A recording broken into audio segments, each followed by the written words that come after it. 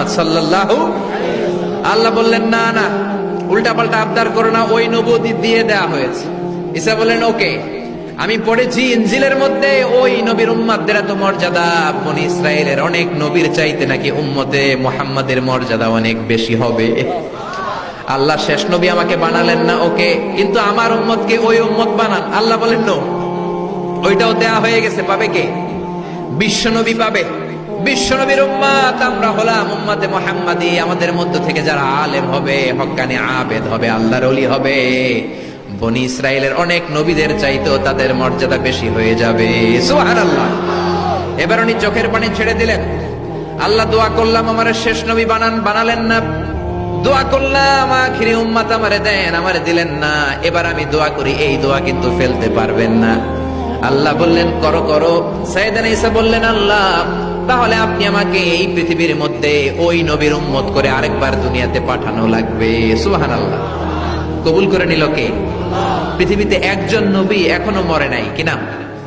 ঈসা আলাইহিস সালাম। উনি আসবেন। ইমাম মাহদীর 7 বছর যখন হবে, তার গভর্নিং 7 বছর চলে যাওয়ার পরে আসবেন। ঈসা আলাইহিস সালাম যখন আসবেন, এসে দাজ্জালকে, অ্যান্টি ক্রাইস্টকে নিজ হাতে হত্যা করবেন। চিল্লায় বলেন ঠিক কিনা?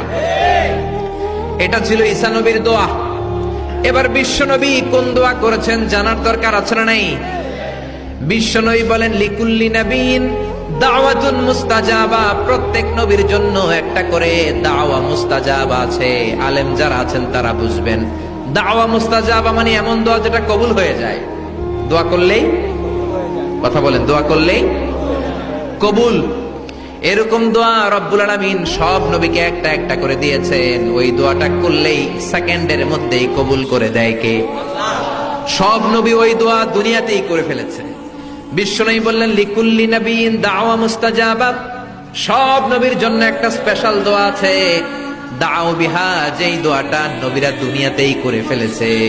ওয়া ইন্নী আখতাবিউ দাওয়াতি শাফাআতান লি উম্মতি ইয়াউমাল কিয়ামাহ। আল্লাহু আকবার। আর আমি আমার দাওয়া মুস্তাজাবা স্পেশাল দোয়াটা এখনো করি নাই।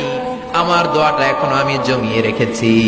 কিয়ামতের কঠিন ময়দানে আমার উম্মত যখন বিপদে পড়ে যাবে, আমার উম্মতের জান্নাতে যাওয়ার ব্যাপারে ঝামেলা লেগে যাবে, আল্লাহর অনুমতি ক্রমে শাফাত করে করে আমি আমার উম্মতদেরকে জান্নাতে ঢুকিয়ে দেব।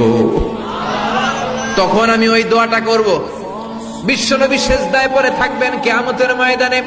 সব নবীরাও বলবে ইয়া নাফসি ইয়া নাফসি।